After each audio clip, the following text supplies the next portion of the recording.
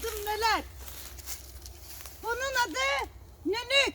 Yiyen düdüktür. Siz biliyor musunuz? Sizin orada ne diyorlar buna? Bu yılan otu diyorlar, yılan sokan diyorlar. Onu diyorlar, bunu diyorlar, her şey diyorlar. Sonra kaldirik topladım ormanda. Kaldirik'in de şarkısını biliyorsunuz mu? Kaldirik kaynar, koca karı oynar, kaldirik bitişir, koca karı sevişir. Bir de topladım. Sırgan, ye de ırgan. Vitamin deposu bunlar, vitamin. Yiyin bol bol.